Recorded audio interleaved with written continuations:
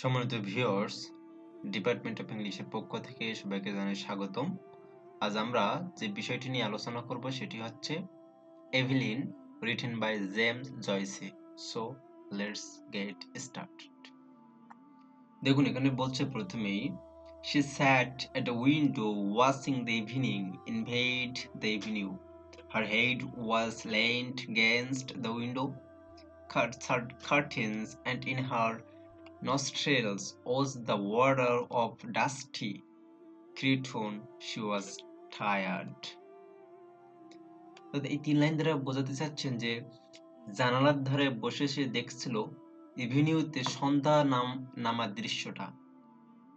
তার মাথাটা ঝুঁকেছিল জানালার পর্দাগুলোর দিকে, আর তার নাকে লেগেছিল ধুলায় মালিন কাপড়ের গন্ধ। সে ছিল খুবই ক্লান্ত। এই ইভিলিনের কথা বলা হচ্ছে। Few people passed. The man out of the last house passed on his way home.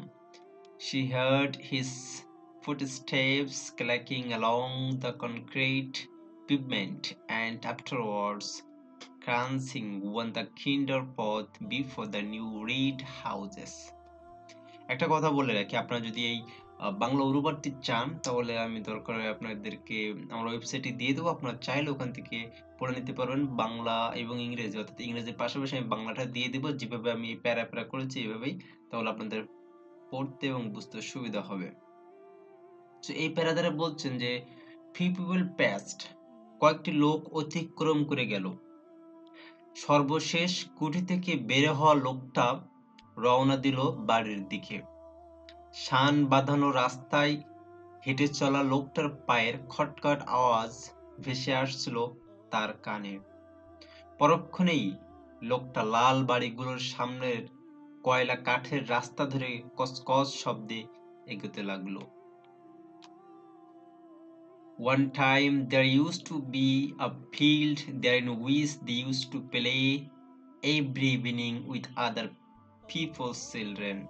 Then a man from Belfast bought the field and built a house in it, not like their little brown houses, but bright brick houses with shining roofs. The children of the avenue used to play together in that field. The Davins, the Waters, the Downs, little Nug, the cripple, she and her brothers and sisters. বলছেন যে একসময় সেখানটায় একটা মাঠ ছিল। সেখানে তারা প্রতি সন্ধ্যায় অন্য ছেলে মেয়ের সাথে খেলতো। তারপর বেলফাস্ট থেকে এক লোক এসে কিনে নিল পুরো মাঠটা, বাড়ি বানালো তার উপর। এই বাড়িগুলো তাদের ছোট্ট বাদামি বাড়িগুলোর মতো নয়, বরং চকচকে ছাদওয়ালা ইটের ইমারত। সে আর তার ভাই বোন আর ডেভিন, ওয়াটার, ডান পরিবারের বাচ্চারা মিলে খেলা করত সেই মাঠে। সাথে আরও থাকতো ছোট্ট বিকলাঙ্গ কয়েকজন। Ernest, however, never played. He was too grown up. Her fathers used often to hunt them in out of the field with his blackthorn stick, but usually little Nick used to keep nicks and call out when he saw her father coming. Still, they seemed to have been rather happy then. বলছেন Ernst কখনো খেলতো না। সে ছিল একটি বেশি বড়। তার বাবা প্রায় তাদেরকে একটা কালো লাঠি হাতে তাড়াতে আসতো বা তাড়িয়ে বেড়াতো। ছোট্ট কয়েক সব সময় নজর রাখতো। এই ছোট্ট কয়েক নেগ এটি সবসময় নজর রাখতো, আর তার বাবাকে আসতে দেখলে আওয়াজ দিত যে বাবা আসছে। তবু মনে হতো তখনই বরং তারা সুখী ছিল। তার বাবার স্বভাব তেমন খারাপ ছিল না। Her father was not so bad then, and besides, her mother was alive. That was a long time ago. She and her brothers and sisters were all grown up. Her mother was dead. T.G. Dunn was dead too, and the Waters had gone back to England. Everything changes. Now she was going to go away like the others to leave her home. আপনার তাছাড়া তার মা তখন বেঁচে ছিলেন। সে কতকাল আগের কথা, that was a long time ago. সে আর তার ভাই বোনেরা ইতিমধ্যে বড় হয়ে উঠেছিল। যখন তাদের মা মারা যান, টিজি ডানও মরে গিয়েছিল তখন, আর ওয়াটার পরিবারটাও ফিরে গিয়েছিল ইংল্যান্ডে। সবকিছুই বদলে যায়। এখন সেও অন্যদের মতো চলে যেতে বসেছে, ছেড়ে যাচ্ছে নিজের ঘর। অর্থাৎ এই যে এভিলিন এক প্রেমিকের হাত ধরে বাইরে চলে যাওয়ার চিন্তা ভাবনা করছে, এবং সে চিন্তা ভাবনা করছে এই জানালার পাশে বসে সে কি করবে, তার কিভাবে বেড়ে উঠছে, তার পরিবার, তার সংসার, সে যাবে কিনা, যে কিভাবে থাকবে, এই বিষয়টি নিয়েই ইভেলিন চিন্তা ভাবনা করছে। আর ইভেলিন এই আর্টিকেল বা এসে বা যেটাই বলি না কেন, এখানে এটি বর্ণনা করা হয়েছে। হোম, ঘর। She looked round the room, reviewing all its familiar objects which she had dusted once a week for so many years, wondering where on earth all the dust came from. Perhaps she would never see again those familiar objects from which she had never dreamed of being divided. বলছে বাড়ি, অর্থাৎ ওই যে এখানে বলছে she leave her ঘর, মানে সে তার নিজে ঘর ছেড়ে চলে যাবে, তবে বলছে ঘর। তারপর বলছে she looked around the room, কক্ষটায় ঘুরে ঘুরে নিবিড় ভাবে পর্যবেক্ষণ করতে লাগলো সে, সবগুলো পরিচিত আসবাব আর জিনিস, যাদেরকে সপ্তাহে অন্তত একবার ঝেড়ে মুছে পরিষ্কার করতো সে। বছরের পর বছর একই রুটিন মাফিক, আর ভাবতো কোথা থেকে যে এত ধুলো ময়লা আসে। হয়তো আর কোনোদিনই সে পরিচিত জিনিসগুলো দেখতে পাবে না, অথচ সে স্বপ্নেও ভাবেনি এগুলোর সাথে তার বিচ্ছেদের কোনো সম্ভাবনা থাকতে পারে। And yet during all those years she had never found out the name of the Paris whose Eveline photograph hung on the wall above the broken harmonium, beside the colored print of the promises made to blessed Margaret Mary Aluk. He had been a school friend of her father.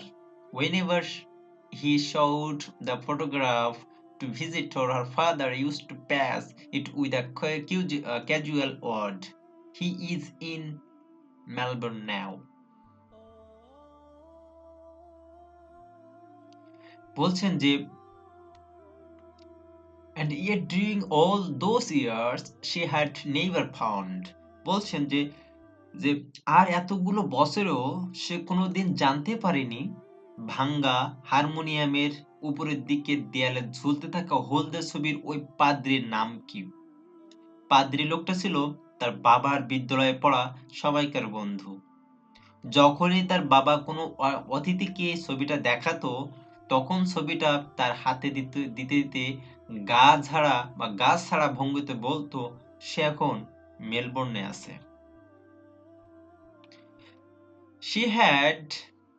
She had consented to go away, to leave her home. Was that wise? She tried to weigh each side of the question. In her home, anyway, she had shelter and food. She had those whom she had known all her life about her. Of course, she had to work hard, both in the house and at business. What would they say of her in the stories when they found out that she had run away with a fellow? Say she was a fool, perhaps, and her place would be filled up by advertisement. Miss Given would be glad. She had always had an edge on her, especially whenever there were people listening. বলছেন সে চলে যেতে সম্মত হয়েছে। সে রাজি হয়েছে নিজের ঘর ছেড়ে যেতে। কাজটা কি ঠিক হলো? প্রশ্নের দুটো দিকের মধ্যেই সে ভারসাম্য রক্ষা করার চেষ্টা করলো। তার এই ঘর আশ্রয় ছিল, খাদ্য ছিল, ছিল তারা যাদেরকে সে চিনে এসেছে মানে সারাটি জীবন। অবশ্য তাকে কঠোর পরিশ্রম করতে হতো, ঘর আর ব্যবসা দুই জায়গাতেই। দোকানের ওই লোকেরা কি বলবে তাকে নিয়ে যখন জানতে পারবে সে একটা ছেলের সাথে পালিয়ে গেছে? হয়তো বলবে মেয়েটা আসলে বোকা, তার থাকার জায়গায় অর্থাৎ থাকার জায়গাটাই ভরে যাবে বিজ্ঞাপনে। মিস গাবান খুব খুশি বেশি হবে, কারণ মহিলাটা সবসময় একটা ঝাড় ছিল তার উপর, বিশেষ করে যখন লোকজন শুনতে পেত। অর্থাৎ পাশে যে মহিলা গাবার নাম করে, এই মহিলাটি খুবই খুশি হবেন, কারণ এই মহিলাটি ইভলিনকে দেখতে পারতো না। আর যখন ইভলিনের নামে মানুষ কুচ্ছারটনা করবে, নেগেটিভ চিন্তা করবে, তখন ইনি খুবই খুশি হবেন, যেটি বাঙালিদের মধ্যে আছে, আমাদের মধ্যে। Miss Hill, don't you see this ladies are waiting? Miss Hill, তুমি দেখতে পাচ্ছ না মহিলারা অপেক্ষা করছে? Look lively Miss Hill please, একটু প্রাণবন্ত থাকো Miss Hill please. She would not cry many tears at leaving the stores, but in her new home, in a distant unknown country, it would not be like that. Then she would be married. She, Eveline. People would treat her with respect then. তারা বলছেন যে দোকান থেকে বিদায় নেওয়ার বেলায় সে খুব একটা জল ঝরাবে না চোখে, কিন্তু তার অজানা দূরের দেশের বাড়িতে কোনো কিছুতেই তো এমন থাকবে না। তখন সে হবে বিবাহিতা, বিবাহিতা এভিলিন। মানুষজন তাকে সম্মান দেখাবে। She would not be treated as her mother had been. Even now, though she was over 19, she sometimes felt herself in danger of her father's violence. She knew it was that had given her the palpitations. বলছেন তার সাথে এমন কোনো আচরণ করা হবে না যা তার মায়ের সাথে করেছিল মানুষ। এমনকি এখনো, যদিও সে এখনো 19-এর উপরে, মাঝে মাঝে তার বাবার হিংস্রতায় নিজেকে অনিরাপদ মনে হয়। সে জানতো বাবার এই হিংস্রতাই তার সকল শিহরণের মূল কারণ। When they were growing up, he had never gone for her like he used to go for Harry and Ernest, because she was a girl, but literally he had begun to threaten her and say what he would do her only for her dead mother's sake. And now she had nobody to protect her. তারপর বলছেন যখন তারা বেড়ে উঠেছিল তখন বাবা কখনোই তার দিকে চোখ তুলে তাকায়নি, কারণ সে ছিল একটা মেয়ে। বাবা সবসময় হ্যারি আর আর্নেস্টকে মাথায় তুলে রাখত, কিন্তু পরে লোকটা তাকে হুমকি ধামকি দেওয়া শুরু করলো। তার মরা মায়ের দোহাই দিয়ে বলতে লাগলো সে তাকে কি করত যদি তার মা বেঁচে থাকতো। Ernest was dead and Harry, who was in the church decorating business, was nearly always down somewhere in the country. Besides, the invariable squabble for money on Saturday nights had begun to weary her unspeakably. বলছেন তাকে রক্ষা করার মতো কেউই ছিল না। Ernst ছিল মৃত, আর হ্যারি, যে কিনা গির্জায় সাজগোজের ব্যবসা করত, সবসময় গ্রামের এক কোনায় পড়ে থাকত। তাছাড়া শনিবার রাতে টাকার জন্য একঘেয়ে তুচ্ছ ঝগড়াগুলো তাকে প্রচন্ড ক্লান্ত করে তুলেছিল। অর্থাৎ শনিবারে আসতো ছুটির দিনে, সেই দিনে টাকা চাইতো তার বাড়িতে। She always gave her entire wages 7 shillings, and Harry always sent up what he could, but the trouble was to get any money from her father. বলছেন সে সর্বদাই তার পারিশ্রমিকের পুরোটা 7 শিলিং সংসারে দিয়ে দিত, আর হ্যারি সবসময় যতটুকু পারে পাঠাতো, কিন্তু সমস্যাটা বাধ্য তার বাবার কাছ থেকে টাকা বের করতে গিয়ে। She said she used to squander the money, that she had no head, that he wasn't going to give her his hard-earned money to throw about the streets and miles more, for he was usually fairly bad one Saturday night. In the end, he would give her the money and ask her had she any intention of buying Sunday's dinner.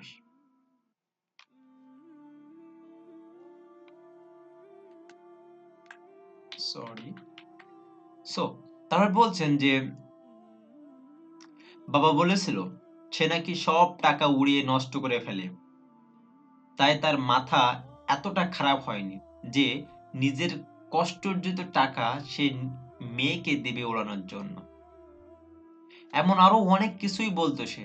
শনিবারের রাতগুলোতে সাধারণত খারাপের চরম পৌঁছে যেত বাবা। সব শেষে টাকাটা মেয়েকে হাতে দিয়ে জিজ্ঞেস করত রবিবারের রাতের খাবার কেনা তার কোনো ইচ্ছে আছে কিনা।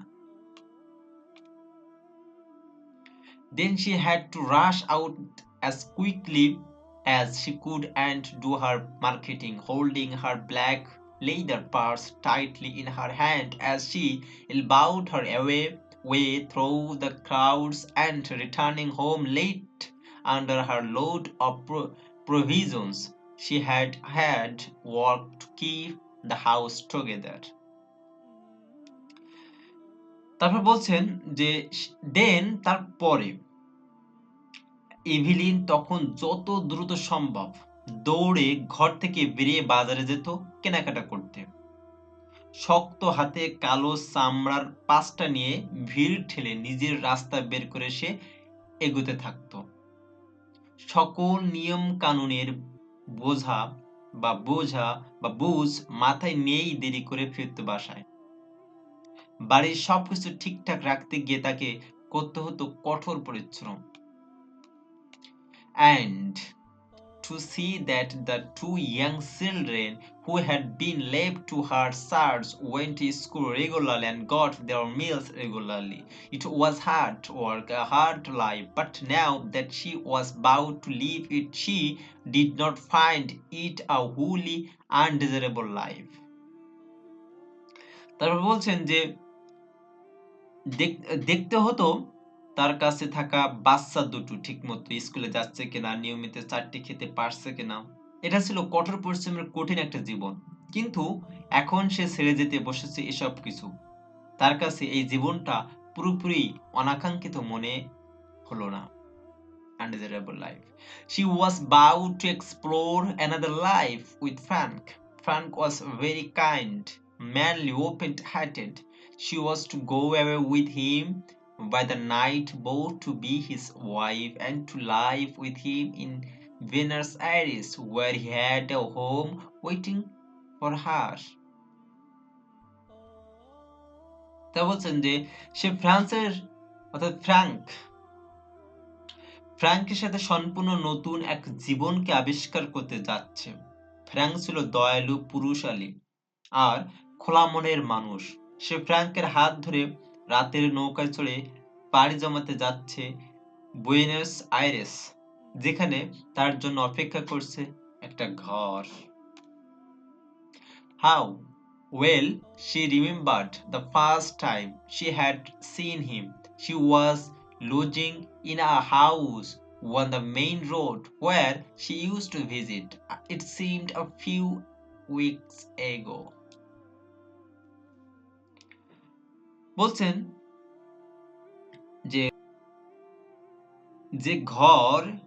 ঘরে সে হবে ফ্র্যাঙ্কের স্ত্রী, স্পষ্টভাবে এখনো মনে পড়ে ফ্র্যাঙ্কের সাথে তার প্রথম সাক্ষাতের দিনটার কথা। ফ্র্যাঙ্ক প্রধান সড়কটার পাশে একটা কুটিতে লজিং থাকতো, অর্থাৎ আমরা যেমন লজিং থাকি অনেকেই, যেখানে সে মাঝে মাঝে যেত। মনে হচ্ছিল যেন এই তো সপ্তাহখানেক আগের কথা। He was standing at a gate, his peaked cap pushed back on his head and his ear trembled for what over a face of bronze. Then they had come to know each other. What's the problem? Okay, বলছেন যে Frank দাঁড়িয়েছিল দরজার সামনে, তার সুচালো টুপিটা ছিল মাথার পিছন দিকে সরানো, চুলগুলো তার তামাটে চেহারার উপর গড়াগড়ি খাটছিল। তারপর চেনা জানা হলো পরস্পরের সাথে। He used to meet her outside the stores every evening and see her home. He took her to see the women girl and she felt elated as she sat in an unaccustomed part of the theater with him. He was awfully fond of music and sang a little. People knew that they were cutting end. Okay, আমরা এটুকুই করি।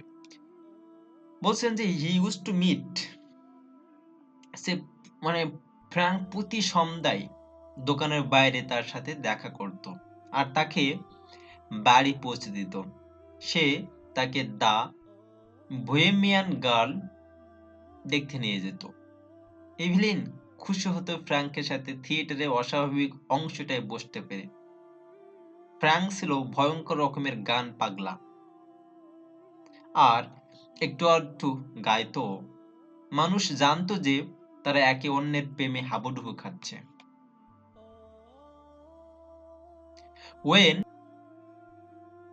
When he sang about the lass that loves a sailor, she always felt pleasantly confused.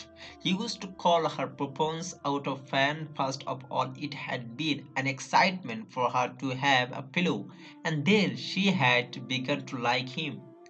He had tales of distant countries. He had started as a deck boy at £1 a month on a ship of the alien line going out to Canada. He told her the names of the ships he had been on and the names of the different services. Oh my god, it's like a Zazabor. তখন বলছেন যে Frank যখন বালিকা মেয়ের গানটা গাইতো, যাকে নাবিক ভালোবাসে, এভিলিন একটা সুকুময় দ্বিধায় ডুবে যেত। ফ্র্যাঙ্ক তাকে মজা করে পপেন্স নামে ডাকত। একজন সঙ্গী পাওয়াটা তার কাছে ছিল উত্তেজনাকর বিষয় এবং তারপর সঙ্গীটিকে তার ভালো লাগতে শুরু করলো। ফ্র্যাঙ্কের জীবনে দূর দেশের অনেক গল্প ছিল। এলান লাইনের কানাডাগামী জাহাজে সে প্রথম মাসিক £1 বেতন ডেক বয় হিসেবে কাজ শুরু করেছিল। কত জাহাজে সে কত রকমের কাজ করেছে তা নিয়ে সবসময় এভিলিনের সাথে গল্প করত। He had sailed through the straits of Magellan and he told her stories of the terrible Patagonians he had fallen on his feet in Buenos Aires. He said, and come over to the old country just for a holiday. Of course, her father had found out the affair and had forbidden her to have anything to say to him. Magellan সাগরে পাড়ি জমানোর গল্প কিংবা পাতাগোনিয়ানদের ভয়ঙ্কর সব গল্প সে শোনাতো তাকে। Buenos Aires এসে সে নিজের পায়ে দাঁড়িয়েছে এবং তার পুরনো দেশে ফিরে এসেছে শুধুমাত্র ছুটি কাটানোর জন্য। অবশ্য এভিলিনের বাবা তাদের সম্পর্কের কথাটা জেনে গিয়েছিল আর ফ্র্যাঙ্কের সাথে যোগাযোগ রাখতে নিষেধ করেছিল, like Bengali cinema. I know this sailor saves, he said. এই ধরনের নাবিক ছেলেদের আমার চেনা আছে, অর্থাৎ তার বাবা বলল। She said, বা he said, sorry. One day he had quarreled with Frank, and after that she had to meet her lover secretly. বলছেন একদিন সে ফ্র্যাঙ্কের সাথে ঝগড়া বাঁধিয়ে দিয়েছিল, আর তারপর থেকে এভিলিনকে লুকিয়ে দেখা করতে হতো ফ্র্যাঙ্কের সাথে। অর্থাৎ তার বাবার সঙ্গে যখন ঝগড়া বেঁধে গেছে, তখন এভিলিন লুকিয়ে লুকিয়ে দেখা করতো তার বয়ফ্রেন্ডের সঙ্গে। The evening deepened in the avenue. The white of two letters in her lap grew indistinct. One was to Harry, the other was to her father. Ernest had been her favorite, but she liked Harry too. Her father was becoming old lately. She noticed she would miss her. তারপর এখানে বলছেন যে এভিনিউতে সন্ধ্যাটা গাঢ় হয়ে আসছিল। তার কোলের উপর রাখা দুটি চিঠি শুভ্রতা ও ধীরে অস্পষ্ট হয়ে উঠেছিল। একটা চিঠি হ্যারিকে লেখা, আরেকটা তার বাবাকে। আর্নেস্ট তার প্রিয় ছিল, কিন্তু হ্যারিকেও সে পছন্দ করত। সে খেয়াল করলো আজকাল বাবা বুড়িয়ে যাচ্ছে, লোকটা তাকে মিস করবে। Sometimes he could be very nice. Not long before, when she had been laid up for a day, he had read her out a ghost story and made toast for her at the fire. Another day, when their mother was alive, they had all gone for a picnic to the hill of house. She remembered her father putting on her mother's bonnet to make the children laugh. বলছেন sometimes, মাঝে মাঝে বাবা খুব সুন্দর ব্যবহার করত। খুব বেশি দিন আগের কথা নয়, যখন সে সে দিনের বেলায় ঘুমাতো বা ঘুমাতে গিয়েছিল, আর বাবা পাশে বসে ভূতের গল্প পড়ে শুনিয়েছিল, আর আগুনের পাশে বসে তার জন্য টোস্ট বানিয়েছিল। অন্য একদিন যখন তাদের মা বেঁচে ছিলেন, সবাই মিলে তারা পিকনিকে গিয়েছিল হাউথের পাহাড়ে। এখনো মনে পড়ে তার বাবা বাচ্চাদের হাসানোর জন্য মায়ের ঘোমটা পরিয়ে দিচ্ছিল।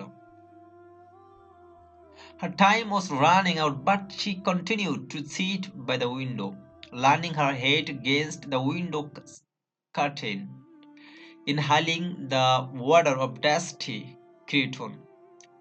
Dawn, for in the avenue she could hear a street organ playing. She knew the year. Strange that it should come that very night to remind her of the promise to her mother. তারপর খুবই খুবই এখানে আবেগের কথা মনে পড়ছে তার মায়ের। বলছেন যে তার সময় ফুরিয়ে আসছিল, কিন্তু সে জানালার পর্দায় মাথা ঠেকিয়ে বসেছিল। তার নিঃশ্বাসে মিশেছিল ধুলোয় মলিন কাপড়ের গন্ধ। ইভিনিউর নিচে দূরে কোথাও থেকে তার কানে ভেসে আসছিল স্ট্রিট অর্গানের সুর। সে ওই অদ্ভুত বাতাসটাকে চিনত, যেটা প্রতি রাতে এসে তাকে মনে করে দেয় মাকে দেওয়া তার প্রতিজ্ঞাগুলোর কথা। অর্থাৎ তার মায়ের সঙ্গে যে প্রতিজ্ঞা করেছিল, চলুন সেই প্রতিজ্ঞাটাকে দেখে আসি।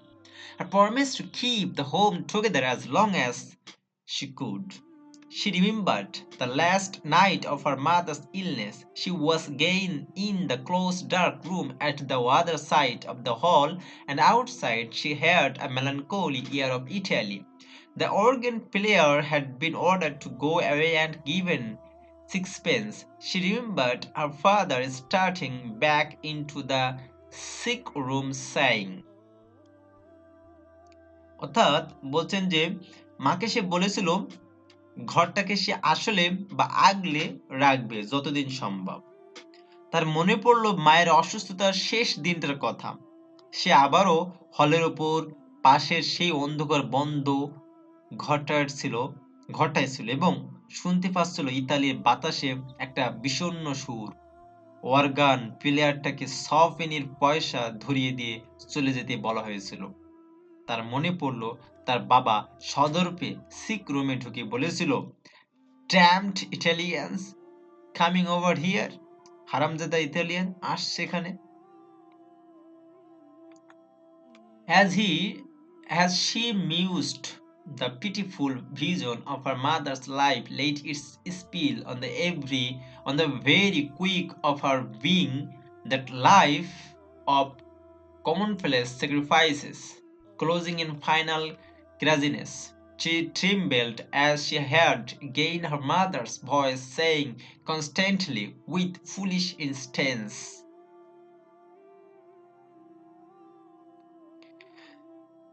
তারপর এখানে তিনি বলছেন যে ওই যে বলো ড্যামড ইটালিয়ানস, অর্থাৎ হারামজাদা ইতালিয়ান বলার পর এখানে বলছেন সে ডুবে গিয়েছিল ধ্যানে, তার চোখের সামনে ভেসে উঠল মায়ের করুণ জীবনের ছবি।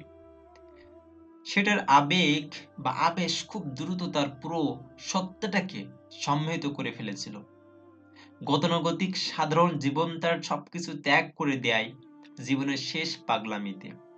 সে কেঁপে উঠল আবারও তার মায়ের গলার আওয়াজ শুনে, তার অবিরাম একগুঁয়ে অর্থহীন আওড়ানো বুলি শুনে। তার এই যে একগুঁয়ে বা আওড়ানো বুলি আমরা চলুন দেখি আসে কেমন। দ্রিভুয়ান সেরাউন, Driven Shiraun. I don't know what is the meaning of this sentence, so I am sorry to say that. She stood up in a sudden impulse of terror. Escape. She must escape. Frank would save her. He would give her life. Perhaps love too. But she wanted to live. Why should she be unhappy? She had a right to happiness. Frank would take her in his arms, fold her in his arms. He would save her. Okay. So এখানে বলছেন যে north ওয়ালের মানে সে হঠাৎ দাঁড়িয়ে পড়লো একটা আতঙ্কের তাড়নায়। পালাও, তাকে সে পালাতে হবে। ফ্র্যাঙ্ক থাকলে এখনো মানে তাকে রক্ষা করত। ফ্র্যাঙ্ক তার জীবনটাকে বা জীবনটা ফিরে দিত, হয়তো একটু ভালোবাসা দিত, কিন্তু সে তো বাঁচতে চেয়েছে, তাকে কেন অসুখী হতে হবে? তারও তো সুখী একটু অধিকার বা সুখী হওয়ার একটু অধিকার রয়েছে। ফ্র্যাঙ্ক তাকে এখন বুকে টেনে নিত, আগলে রাখত দুই বাহুতে, সে তাকে বাঁচাতো। She would save her. She stood among the swaying crowd in the station at the north wall. He held her hand and she knew that he was speaking to her, saying something about the passage over and over again. The station was full of soldiers with brown bags. Through the wide doors of the sheds, she caught a glimpse of the black mass of the boat. বলছে north ওয়ালের স্টেশনে প্রবল ভিড়ের মধ্যে সে দাঁড়িয়েছিল। Frank তার হাতটা ধরেছিল। সে বুঝতে পারছিল ফ্র্যাঙ্ক তাকে কিছু একটা বলছে, প্যাসেজ সম্পর্কে কিছু একটা বারবার বলেই যাচ্ছে। বাদামি ব্যাগওয়ালা সৈনিক ভরে গিয়েছিল পুরো স্টেশনটা। ইঞ্জিনশালার প্রশস্ত দরজাগুলো দিয়ে সে কালো নৌকাটা এক পলক দেখলো সে আর। Laying in beside the quay well with illuminated portholes, she answered nothing. She felt her shake pale and cold, and out of a maze of distress, she prayed to God to direct her, to show her what was her duty. তা বলছেন যে নৌকাটা